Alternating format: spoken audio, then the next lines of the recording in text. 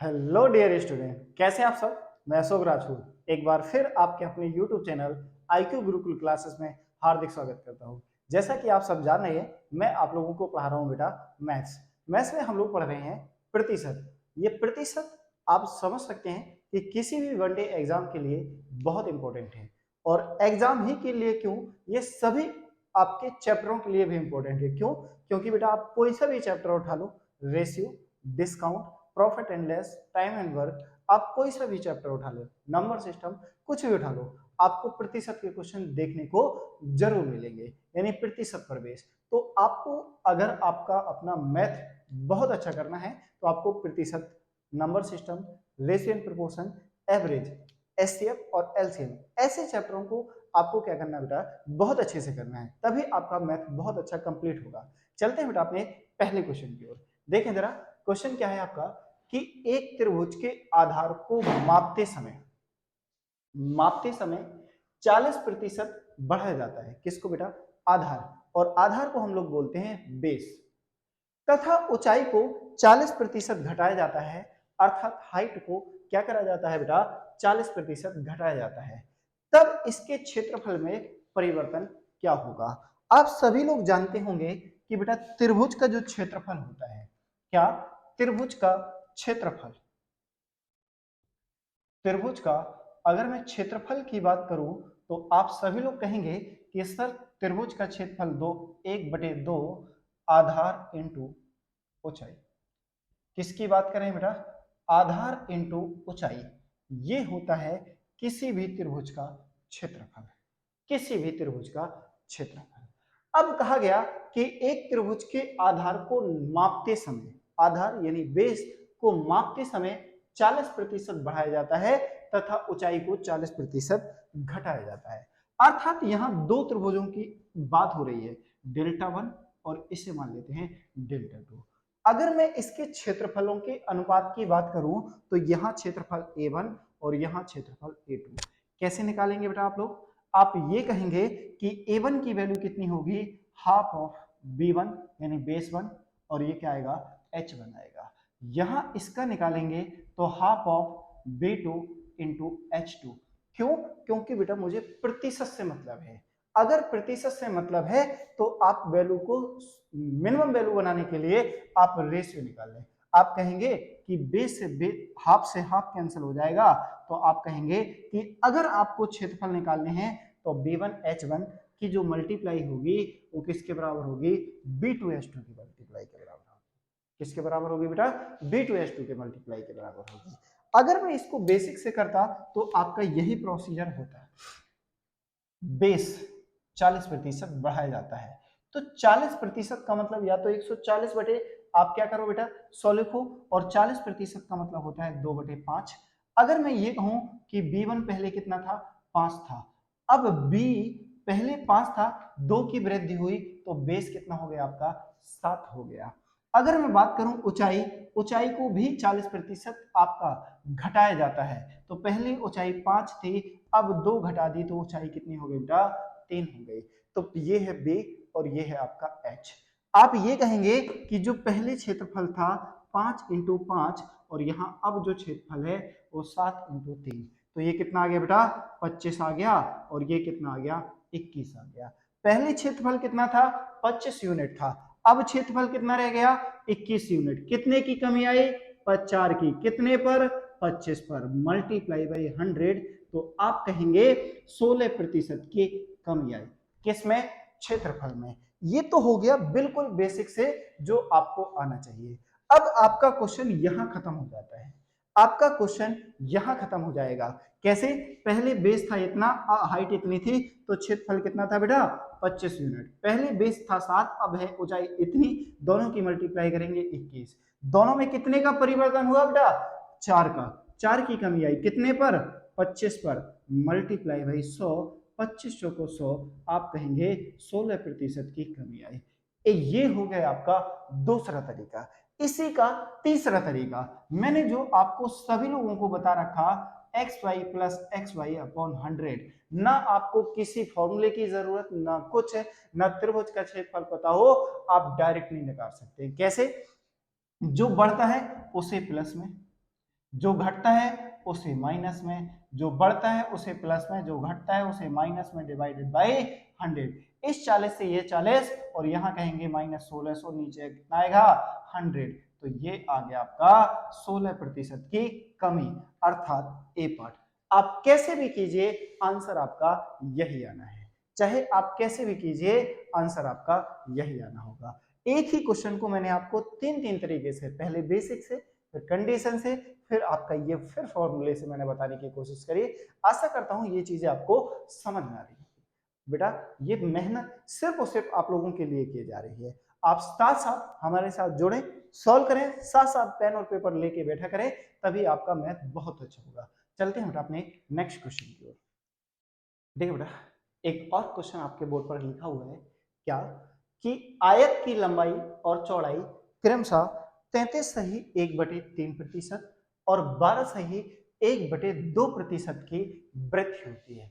लंबाई और चौड़ाई दोनों में क्या हो रही है बेटा, वृद्धि हो रही। तो आपसे पूछा गया कि बताएं इसके क्षेत्रफल पर क्या प्रभाव पड़ेगा, यानी इसके क्षेत्रफल पर क्या प्रभाव पड़ेगा यह आपको बताना है। तो आप ध्यान से देख पा रहे होंगे बेटा, आयत की लंबाई और चौड़ाई की बात करें, किसकी बात करें, आयत की लंबाई और चौड़ाई की बात कर रहे हैं।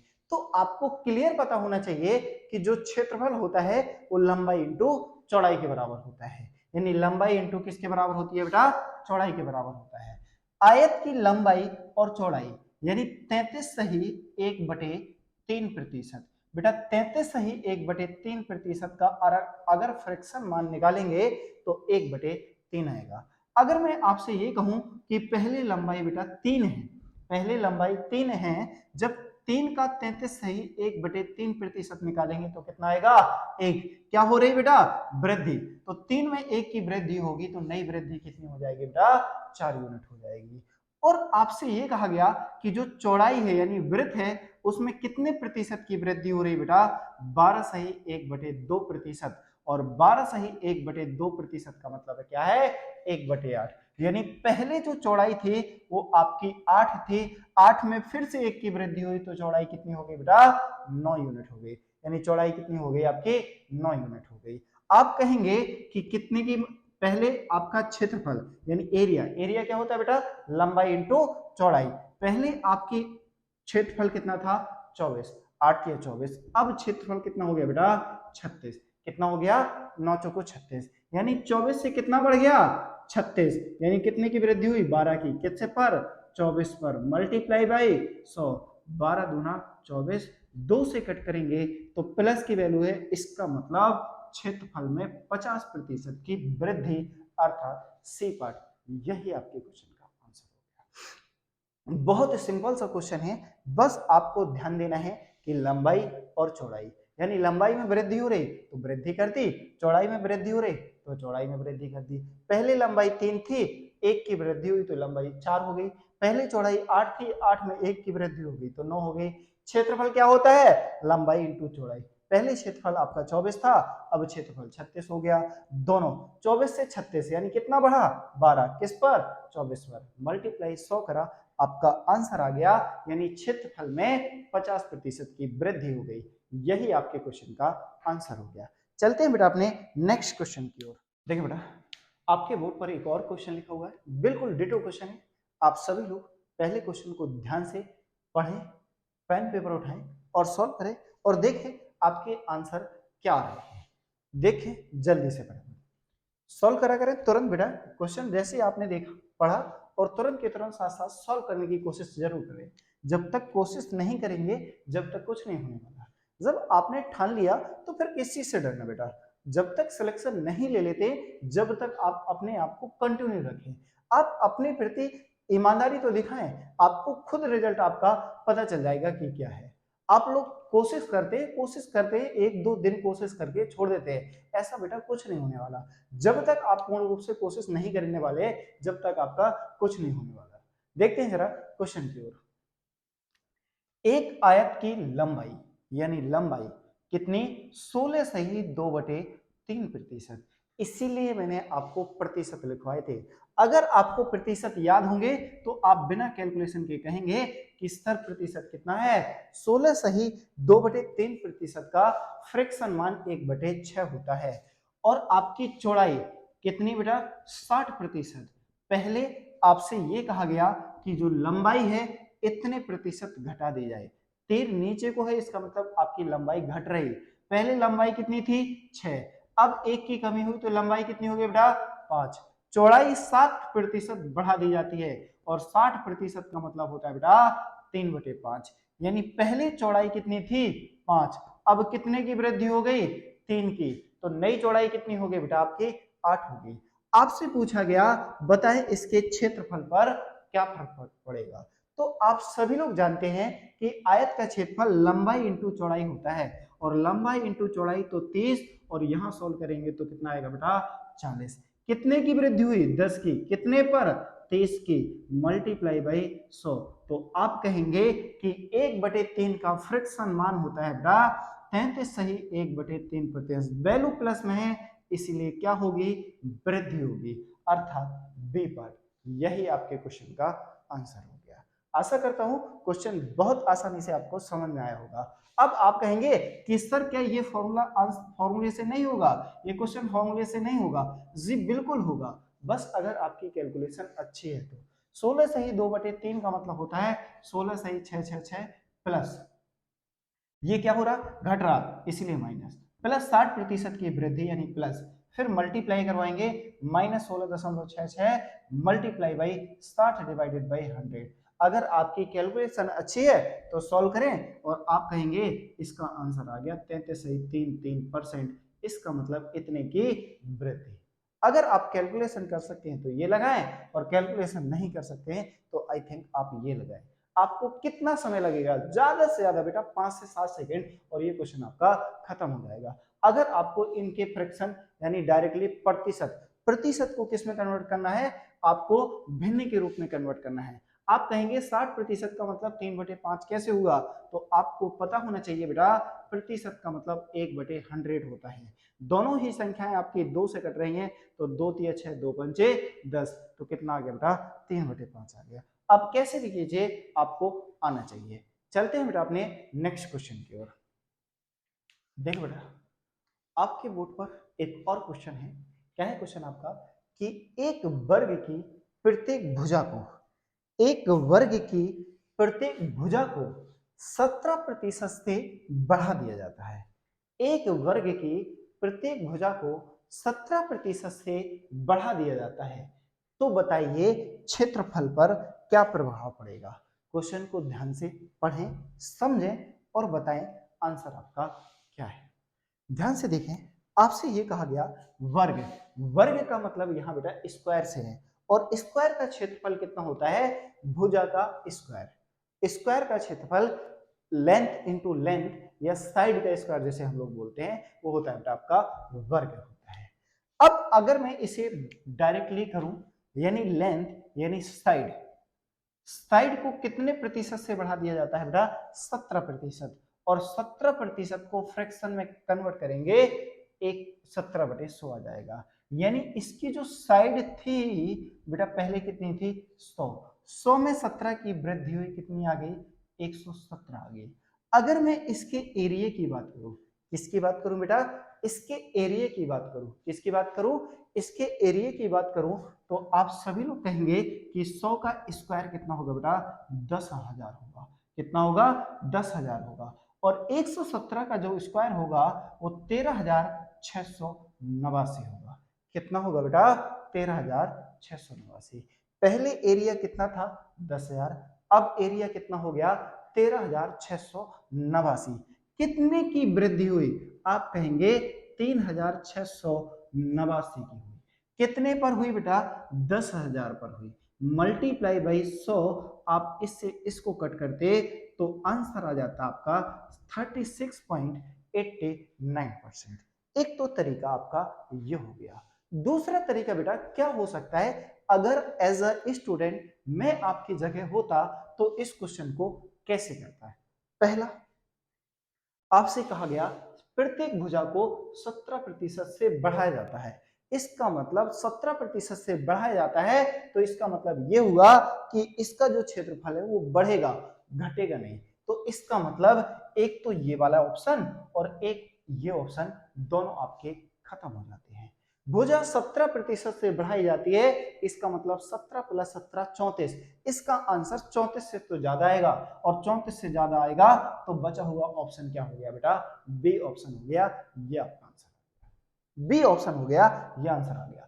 किसी बिना पेन पेपर उठाए आप इस क्वेश्चन का आंसर करते हैं। एक तरीका मैंने ये बताया और एक तरीका मैंने आपको ये बता दिया। इसका तीसरा तरीका वही आपका फॉर्मूले वाला, कैसे कि x + y + xy अपॉन 100। कहा प्रत्येक भुजा को 17% से बढ़ाया जाता है, अर्थात 17 + 17 17 × 17 डिवाइडेड बाई 100। 17 और 17 को जोड़ा तो 34, और 17 का स्क्वायर होता है बेटा 289 डिवाइडेड बाई 100। 100 से डिवाइड करेंगे तो आप कहेंगे 2.89, जैसे आप इसको जोड़ेंगे तो 36.89। कैसे भी निकालिए आंसर आपका यही आने वाला है। बस यही तो आपको सीखना है कि आपका प्रेजेंस ऑफ माइंड कितना वर्क करता है, आप किसी भी क्वेश्चन को कितने जल्दी सॉल्व कर पाते हैं और कैसे सॉल्व कर पाते हैं। यही वजह आपको लोगों से अलग करेगी, यानी भीड़ से अलग उठा के करेगी। चलते हैं बेटा अपने नेक्स्ट क्वेश्चन की ओर। देखिए बेटा, एक और क्वेश्चन है आपके बोर्ड पर। क्या है आपका कि एक वृत्त की त्रिज्या को 10% से बढ़ा दिया जाए। एक वृत्त की त्रिज्या को 10% से बढ़ा दिया जाए तो उसके क्षेत्रफल पर क्या प्रभाव पड़ेगा। एक वृत्त की त्रिज्या को 10% से बढ़ा दिया जाए तो बताएं उसके क्षेत्रफल पर क्या प्रभाव पड़ेगा। अब आप सभी लोगों को यह पता होना चाहिए कि वृत्त का क्षेत्रफल क्या होगा। तो आप सभी लोग जानते हैं कि वृत्त होता क्या है, पहले तो ये आप लोगों को पता होना चाहिए बेटा। ये आपकी जो चौड़ी होती है वो एक तरीके का वृत्त है, जिसके केंद्र पर क्या होता है बेटा, एक केंद्र होता है, और केंद्र से परिधि तक की दूरी को त्रिज्या कहते हैं। अगर इसका परिमाप की बात करूं तो परिमाप होता है बेटा 2πr, और इसके क्षेत्रफल की बात करूं यानी एरिया की बात करूं तो होता है बेटा πr² होता है। क्या होता है बेटा, πr² होता है। अब आपसे ये कहा गया एक वृत्त की त्रिज्या को 10% से बढ़ा दिया जाता है। त्रिज्या का मतलब 1/10। त्रिज्या को कितना बढ़ा दिया जाता है, 10% से, यानी पहले त्रिज्या 10 थी, 10 में 1 की वृद्धि हुई तो अब नई त्रिज्या कितनी हो गई बेटा, 11 होगी। अगर मैं इसके क्षेत्रफलों की बात करूं, किसकी बात करूं बेटा, क्षेत्रफलों की बात करूं तो कहेंगे πr1² अर्थात 10 का स्क्वायर 100, और यहां बात करूं तो 11 का स्क्वायर 121 इंटू पाई। अब दोनों को अगर मुझे अनुपात में बदलना है तो पाई से पाई कैंसिल हो जाएगा, तो आप ये कह पाएंगे कि क्षेत्रफल पहले 100 था अब 121 हो गया। कितना बढ़ गया बेटा, +21। कितने पर, 100 पर, मल्टीप्लाई बाई 100। इससे ये खत्म, तो आप कहेंगे 21% की वृद्धि, अर्थात बी पार्ट। यही आपके क्वेश्चन का आंसर हो गया। क्या यहां तक की सारी बातें आपको क्लियर हो रही वन वन। अब ध्यान से देखें, 21% की क्या हुई बेटा, वृद्धि। एक तो तरीका ये, फिर से वही लगा सकते हैं आप, 10 + 10 10 × 10 डिवाइडेड बाई 100। क्योंकि क्षेत्रफल की बात हो रही है तो आप कहेंगे 21% की वृद्धि। चाहे आप कैसे भी कीजिए, आंसर आपका आना चाहिए बस। और कितने जल्दी आंसर लाते हैं यही आपका सबसे अच्छा बेस्ट तरीका होगा। चलते हैं बेटा अपने नेक्स्ट क्वेश्चन पर। देखिए बेटा, एक और आपके बोर्ड पर बेहतरीन क्वेश्चन है। क्या है क्वेश्चन आपका सामने कि एक घनाभ की लंबाई में 20% की वृद्धि, चौड़ाई में 30% की वृद्धि और ऊंचाई में 50% की कमी होने से उसके आयतन पर क्या प्रभाव पड़ेगा। तो सबसे पहले तो आप लोगों को यह पता होना चाहिए कि घनाभ होता क्या है बेटा। घनाभ होता क्या है, जैसे आपका एक बॉक्स होता है तो ये आपका क्या होता है बेटा, घनाभ होता है, जिसमें एक तो होती है लंबाई, दूसरी होती है बेटा चौड़ाई, और तीसरी होती है आपकी ऊंचाई। अगर मैं इसके आयतन की बात करूं तो लंबाई इंटू चौड़ाई इंटू ऊंचाई के बराबर होता है। यानी अगर मैं इसके आयतन की बात करूं तो लंबाई इंटू चौड़ाई और किसके बराबर होता है, ऊंचाई के बराबर होता है। लंबाई, चौड़ाई और ऊंचाई के बराबर होता है। अब आते हैं अपने क्वेश्चन की ओर। क्वेश्चन कहता है कि लंबाई में 20% की वृद्धि, यानी 20% का मतलब आप सभी लोग जानते हैं बेटा 1/5। अगर मैं आपसे ये कहूं कि पहले लंबाई 5 की थी और इसमें 20% की वृद्धि हो गई तो आप कहेंगे नई लंबाई 6 हो जाएगी। चौड़ाई में 30% की वृद्धि और 30% का मतलब आप सभी लोग जानते हैं 3/10, यानी बेटा पहले अगर चौड़ाई 10 थी, 3 की वृद्धि हुई तो अब नई चौड़ाई कितनी होगी बेटा, 13 होगी। और ऊंचाई में, हाइट में 50% की कमी, ये वृद्धि और 50% का मतलब होता है बेटा 1/2। इसका मतलब पहले ऊंचाई 2 थी तो अब ऊंचाई कितनी रह गई, 1, यानी 2 में 1 की कमी होगी। अब आपसे पूछा गया इसके आयतन पर क्या फर्क पड़ेगा, और आयतन होता है बेटा लंबाई इंटू चौड़ाई इंटू ऊंचाई, यानी 50 और 50 गुना 100, 13 छंग 78, 13 छंग 78। आयतन कहते कितना था, पहले 100 था, अब कितना रह गया 78। कितने की कमी आई बेटा, कितने की कमी आई आपकी 22 की, कितने पर 100 पर, मल्टीप्लाई 100, तो आप कहेंगे 22% की कमी। 22% की क्या है बेटा, कमी, यानी सी पार्ट आपके क्वेश्चन का आंसर हो गया। क्या क्वेश्चन आप सभी लोगों को समझ में आया? अगर आपको क्वेश्चन से रिलेटेड किसी भी प्रकार की कोई समस्या है तो हमें कमेंट बॉक्स में जरूर बताएं। अगर किसी क्वेश्चन में आपको दिक्कत है तो आप हमारे टेलीग्राम चैनल से या आप हमारे IQ गुरुकुल क्लास यानी फेसबुक पेज से या आप इंस्टाग्राम से किसी पर भी आप हमें पर्सनली मैसेज कर सकते हैं। आपका सॉल्यूशन 100% सॉल्व किया जाएगा। चलते हैं बेटा अपने नेक्स्ट क्वेश्चन की ओर। देखिए बेटा, एक और क्वेश्चन आपके बोर्ड पर लिखा हुआ है। क्या है क्वेश्चन आपका कि एक घनाभ में 30% की, एक घनाभ की लंबाई में 30% की वृद्धि, ऊंचाई में 50% की कमी तथा आयतन में 9% की क्या हुई है बेटा, आपकी कमी हो जाती है। आयतन में 9% की कमी हो जाती है तो आपसे पूछा गया कि बताएं उसकी चौड़ाई पर क्या प्रभाव पड़ेगा। अभी अभी मैंने आप लोगों को क्वेश्चन करवाया, आप क्वेश्चन को ध्यान से पढ़ें, सोचें और बताएं क्या इसका आंसर हो सकता है या इस क्वेश्चन को किस तरीके से कर सकते हैं। तो आप मेरे साथ साथ सॉल्व किया करें, तभी जाके आपको कुछ फायदा होगा। एक घनाभ की लंबाई में 30% की वृद्धि और 30% का मतलब क्या होता है बेटा, 3/10, यानी पहले लंबाई कितनी थी 10, अब 3 की वृद्धि हो गई तो लंबाई कितनी होगी बेटा, 13 होगी। ऊंचाई में 50% की कमी, ऊंचाई में 50% की कमी अर्थात 50% का मतलब 1/2, यानी हाइट आपकी 2 से 1 हो गई, यानी 1 की कमी हो गई। तो आपसे ये पूछा गया बेटा कि उसका जो आयतन है, आयतन में भी 9% की कमी हो गई और 9% का फ्रिक्शन मान होता है 9/100, यानी पहले जो आयतन था वो 100 था, 100 में 9 की कमी हुई तो आपका आयतन कितना रह गया बेटा, 91 रह गया। तो आप सभी लोग जानते हैं कि आयतन क्या होता है, लंबाई गुणे चौड़ाई गुणे ऊंचाई। लंबाई और चौड़ाई की मल्टीप्लाई करें तो 10 दूना 20, 20 में ऐसी कौन सी संख्या से मल्टीप्लाई करवा दूं कि 100 हो जाए, तो आप कहेंगे 20 पंचे 100।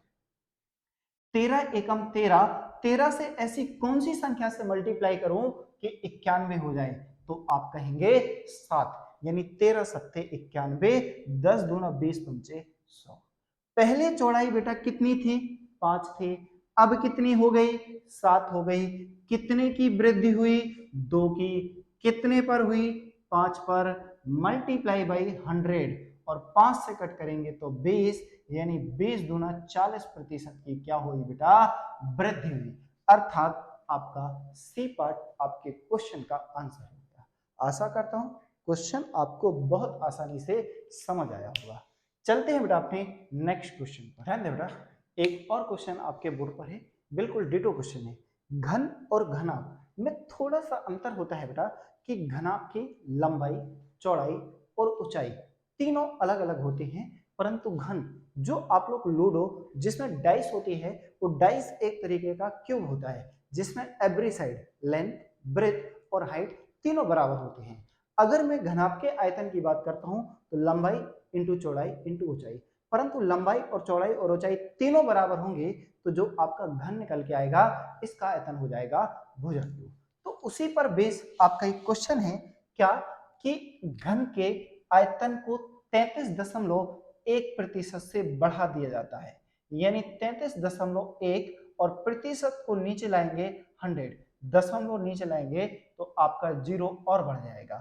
कहने का मतलब ये हुआ कि पहले आयतन बेटा 1000 था, अब 331 और बढ़ा दिया जाए तो कितना हो जाएगा, 1331 हो जाएगा। कितना हो जाएगा बेटा, 1331 हो जाएगा।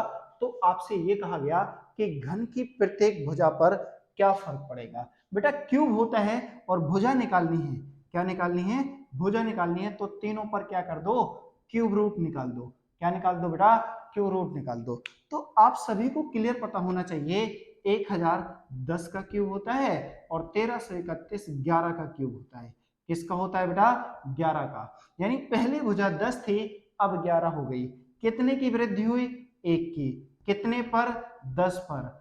मल्टीप्लाई बाई 100, सॉल्व करेंगे तो 10% की क्या हो गई, वृद्धि हो गई। अर्थात सी पार्ट आपके क्वेश्चन का आंसर हो गया। चलते हैं बेटा अपने नेक्स्ट क्वेश्चन की ओर। देख बेटा, एक और आपके बोर्ड पर क्वेश्चन है। क्या है आपका क्वेश्चन कि एक बेलन की त्रिज्या में 20% वृद्धि तथा ऊंचाई में 10% कमी करने पर वक्रपृष्ठ क्षेत्रफल पर क्या प्रभाव पड़ेगा, यानी वक्रपृष्ठ क्षेत्रफल पर क्या प्रभाव पड़ेगा। तो पहले तो मैं आपको यह बता दूं कि बेलन होता क्या है। बेलन होता क्या है बेटा, इस तरीके की कोई भी आकृति क्या कहलाती है बेटा, बेलन, जिसमें दो आधार होते हैं, एक ये और एक ये। अगर आधार है तो ये इसकी एक त्रिज्या होगी और इसकी एक नियत क्या होगी बेटा, ऊंचाई होगी। क्या होगी, ऊंचाई होगी। तो ये तो हो गया आपका क्या, वक्रपृष्ठ हो गया, सॉरी बेलन हो गया। अब बेलन का आपसे पूछा वक्रपृष्ठ, तो सबसे पहले तो आपको बेलन के बारे में पता होना चाहिए कि बेलन का वक्रपृष्ठ कितना होता है। वक्रपृष्ठ जिसे हम लोग इंग्लिश में बोलते हैं curve surface area of cylinder.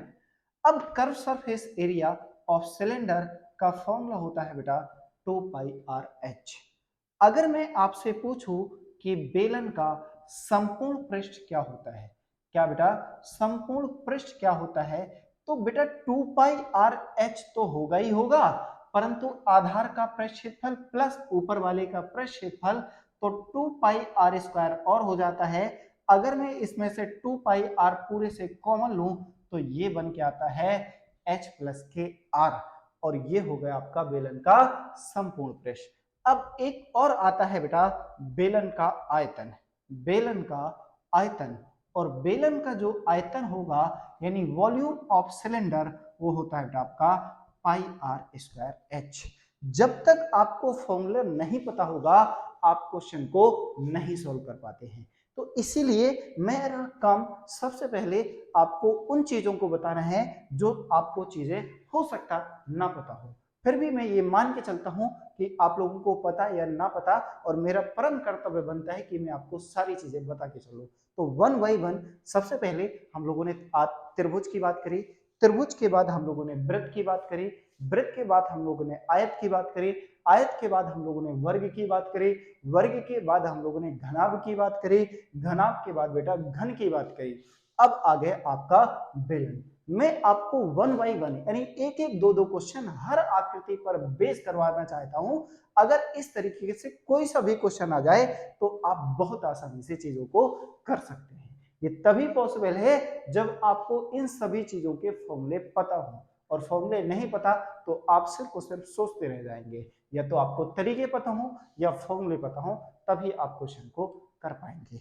आपसे पूछा गया कि बेलन का वक्र पृष्ठ क्या होगा। बेटा बेलन का वक्र पृष्ठ यानी curve surface area of cylinder, अगर मैं बात करूं तो बेटा इसका फॉर्मूला होता है 2πr1h1 और ये आएगा 2πr2h2। अगर मैं इनके रेशियो की बात करूं तो 2π से 2π कैंसिल हो जाएगा, तो कहने का मतलब जो रेशियो निकल के आएगा वो r1h1 इस टू r2h2 के फॉर्म में निकल के आएगा। तो अब आप क्वेश्चन को बहुत आसानी से कर सकते हैं। तो एक बेलन की त्रिज्या में 20% की वृद्धि, बेटा रेडियस में कितने प्रतिशत की वृद्धि हुई? 20%, यानी 20 का मतलब 1/5। पहले रेडियस अगर 5 थी तो अब नई रेडियस कितनी हो गई बेटा? 6 हो गई। यानी पहले रेडियस आपकी r थी तो अब नई रेडियस कितनी हो गई? 5 से 6 हो गई। या आप सामने से भी लिख सकते हैं, कोई समस्या नहीं होनी चाहिए। फिर कहा गया इसकी ऊंचाई में 10% की कमी, और 10% का मतलब होता है बेटा 1/10, अर्थात ऊंचाई पहले 10 थी, अब ऊंचाई कितनी रह गई बेटा? आपकी 9 रह गई। ऊंचाई पहले कितनी थी? 10 थी, अब ऊंचाई कितनी रह गई? आपकी 9 रह गई। अब आपसे पूछा गया CSA ऑफ सिलेंडर, तो सिलेंडर होता है R इंटू एच, मल्टीप्लाई करवाएंगे तो 50, अब नया कितना आएगा? 9 छक 54। पहले क्षेत्रफल कितना, वक्र क्षेत्रफल कितना था बेटा? 50, अब वक्र क्षेत्रफल कितना हो गया? 54। कितने की वृद्धि हुई? 4 की। कितने पर हुई? 50 पर, मल्टीप्लाई बाई 100, और 50 दूनो 100 यानी 8%। अगर आप चाहो जब भी पृष्ठ क्षेत्रफल की बात होए तो आप इससे भी कंडीशन को डायरेक्टली सॉल्व कर सकते हैं। उस केस में आपको किसी फॉर्मूले की जरूरत नहीं है। पहले बेटा 20% की वृद्धि हुई, फिर 10% की कमी हुई, फिर आपकी 20% वृद्धि 10% कमी डिवाइडेड बाई 100। आप कैसे भी सॉल्व करें आंसर आपका यही आने वाला है। तो यहां ना किसी फॉर्मूले की जरूरत होती है ना कुछ जरूरत होती है, आप क्वेश्चन को डायरेक्टली सॉल्व कर सकते हैं। चलते हैं बेटा अपने नेक्स्ट क्वेश्चन की ओर। एक और क्वेश्चन आपके बोर्ड पर लिखा हुआ है। क्या है क्वेश्चन बेटा? कि एक शंकु की त्रिज्या में 30% की वृद्धि तथा त्रियक ऊंचाई में 10% की कमी करने पर इसके पृष्ठ क्षेत्रफल पर क्या प्रभाव पड़ेगा? एक तो तरीका है कि डायरेक्ट मैं x plus Y plus X Y upon 100 करूं और आपको आंसर बता दूं। अगर बेटा आप लोग मेरे से पढ़ रहे हैं तो मेरा एक कर्तव्य बनता है कि मैं आपको वन बाई वन सारी चीजें आप तक डिलीवर करूं, कि कोई भी ऐसी चीज जिससे आप लोग वंचित रह जाए, मैं नहीं चाहता। तो सबसे पहले तो आप लोगों को ये पता होना चाहिए कि शंकु क्या होता है, क्योंकि आप में से बहुत सारे ऐसे लोग होंगे जिनका बैकग्राउंड मैथ नहीं होगा। अब शंकु इस तरीके से, जो आपकी बेटा मंकी कैप होती है या जो बर्थडे कैप होती है, वो एक तरीके का क्या होता है बेटा? शंकु होता है। अब शंकु के आधार में एक तो होती है त्रिज्या, और इस शंकु की एक तो होती है बेटा ऊंचाई, और ये जो तिरछी जो ऊंचाई है इसी ऊंचाई को हम लोग बोलते हैं बेटा त्रियक ऊंचाई। तो शंकु में क्या होता है? एक तो आधार की त्रिज्या, एक ऊंचाई, और एक क्या होती है बेटा? त्रियक ऊंचाई होती है। क्या होती है? त्रियक ऊंचाई होती है। ये 3 चीजें होती हैं। तो सबसे पहले अगर मैं शंकु के वक्र पृष्ठ की बात करूं, तो इसका वक्र पृष्ठ होता है बेटा पाई आर एल। कितना होता है? पाई आर एल होता है। अगर मैं शंकु के संपूर्ण पृष्ठ की बात करूं, शंकु के संपूर्ण पृष्ठ की बात करूं, total surface area of cone, संपूर्ण पृष्ठ की बात करूं, तो आप कहेंगे पाई आर एल प्लस के आधार का क्षेत्रफल, जिसे हम लोग पाई आर स्क्वायर से जानते हैं। अगर मैं दोनों में से पाई आर कॉमन ले लूं तो ये क्या निकल के आएगा? एल प्लस आर निकल के आएगा। एक और बनता है बेटा शंकु का आयतन। क्या आता है? शंकु का आयतन। और शंकु का आयतन होता है बेटा 1/3 पाई आर स्क्वायर एच। कितना होता है? 1/3 पाई आर स्क्वायर एच। ये था शंकु के बारे में जो मैंने आपको बताया। परंतु मेरे को क्वेश्चन से अच्छा एक बात और बतानी है कि एल एच आर में एक रिलेशन होता है बेटा, L square equal to H square plus R square. ध्यान से देखें, ये 90 डिग्री, ये आर, ये एच और ए, ये कण, ये लंब और ये आधार। तो इसमें एक रिलेशन होता है कि एल स्क्वायर बराबर एच स्क्वायर प्लस के आर स्क्वायर के बराबर होती है। ये चीजें आपको पता होना चाहिए। परंतु आपसे पूछा गया कि इसके वक्र पृष्ठ की बात करें, और वक्र पृष्ठ की बात करूं तो पाई आर एल होता है। तो फिर से मैं आपको ये बोलने वाला हूं कि R1 L1 बराबर होगा R2 L के बराबर होगा, यानी यही तो आपको चेंजेस करना है। तो आपसे ये कहा गया कि एक शंकु की त्रिज्या, त्रिज्या का मतलब 30%, 30% कितना दे रखा बेटा? 3/10, यानी पहली त्रिज्या कितनी थी? 10 थी। कितने की? 30% की वृद्धि हुई, तो 10 में 3 की वृद्धि हुई, तो नई त्रिज्या कितनी हो गई बेटा? 13 हो गई। कहा गया कि शंकु की तिर्यक की ऊंचाई 10% की कमी, और 10% का मतलब क्या होता है बेटा? 1/10, अर्थात L जो निकल के आया 10 से कितना हो गया? 9 हो गया। 10 से कितना हो गया बेटा? 9 हो गया। अगर मैं इसके वक्र पृष्ठ की बात करूं, CSA और कोण की बात करूं, तो पहले कोण कितना था? 10 × 10 100 था। अब कितना हो गया? 13 नमा 117, यानी कितने की वृद्धि हो गई? 17 की। किस में से? 100 में से। मल्टीप्लाई बाई 100, अर्थात आप ये कहेंगे कि 17% की वृद्धि हो गई। यही आपके क्वेश्चन का आंसर हो गया। क्या यहां तक कि 1 बाई 1 सारी चीजें आपको क्लियर हो पा रही होंगी? आशा करता हूं ये सारी चीजें आपको क्लियर हो रही होंगी। अगर क्लियर हो रही तो प्लीज आप सभी लोग बेटा कमेंट जरूर किया करें, जिससे हमें भी बहुत अच्छा लगेगा। चलते हैं अपने नेक्स्ट क्वेश्चन की ओर। बेटा आपके बोर्ड पर एक बेहतरीन क्वेश्चन फिर से लिख दिया मैंने, क्या कि टमाटर का मूल्य 20 रुपए प्रति किलोग्राम है। टमाटर का मूल्य कितना है बेटा? 20 रुपए प्रति किलोग्राम है। पिछले महीने इसका मूल्य 25 रुपए प्रति किलोग्राम था। पिछले महीने इसका मूल्य 25 रुपए प्रति किलोग्राम था। किसी परिवार को टमाटर की खपत में, किसी परिवार को टमाटर की खपत में कितने प्रतिशत की वृद्धि करनी होगी ताकि खर्च समान रहे? ताकि खर्च क्या रहे बेटा? आपका समान रहे। ये बात आप याद रखें। तो एक बात मैं आप लोगों को बता दूं कि जो मूल्य होता है बेटा वो हमेशा इनवर्सली प्रोपोर्शनल होता है मात्रा के। किसके बेटा? मात्रा के। इसका क्या मतलब होगा बेटा कि अगर आपको कहीं प्राइस का मूल्य दे रखा हो P1 और P2, और अगर आपको मात्राएं निकालनी है तो आप 1/P1 और 1/P2 लिख सकते हैं, या P2:P1 लिख सकते हैं। यानी मूल्य दे रखा है, प्राइस निकालनी है तो जस्ट क्या कर दो? रिवर्स कर दो। आपको चीजें क्लियर पता होना चाहिए। आपसे ये कहा गया मूल्य पिछले और अब। टमाटर का नया मूल्य 20 रुपए है, इसका मतलब प्रेजेंट की बात कर रहा है। पिछले महीने इसका मूल्य कितना था बेटा? 25 रुपए था। अच्छा ये बताओ खर्च कैसे आता है? अगर मैं ये कहूं कि 1 किलो टमाटर का मूल्य कितना है बेटा? आपका 20 रुपए है, तो बताओ 5 किलो टमाटर का मूल्य कितना होगा? तो आप कहेंगे सर 1 किलो का मूल्य अगर 20 रुपए है तो 5 किलो का डेफिनेटली 20 पंचे कितना होना चाहिए? 100 रुपए होना चाहिए। ये तरीका। अगर मैं ये कहूं कि एक महीने में आप 10 किलो टमाटर खाते हैं तो बताओ महीने का कितना खर्च हुआ? तो खर्च बराबर 1 किलो की मात्रा मल्टीप्लाई बाई क्वांटिटी, सॉल्व कर देंगे तो आपका खर्च आ जाएगा। तो यही तो है बेटा, मूल्य दे रखा है, मूल्य दे रखा है। अगर मुझे मात्रा निकालनी है तो मात्रा जस्ट क्या हो जाएगी बेटा? रिवर्स हो जाएगी। पहले आप 20 किलोग्राम खर्च कर रहे थे, अब कितने कर रहे? 25 किलोग्राम खर्च कर रहे। कितने की बढ़ोतरी करी? 5 की। कितने पर? 20 पर, मल्टीप्लाई बाई 100, अर्थात 25% की वृद्धि हो जाएगी, यानी डी पार्ट। यही आपके क्वेश्चन का आंसर हो गया। आशा करता हूं चीजें बहुत अच्छे से क्लियर कर पा रहा हूं मैं आपको। चलते हैं अपने नेक्स्ट क्वेश्चन की ओर।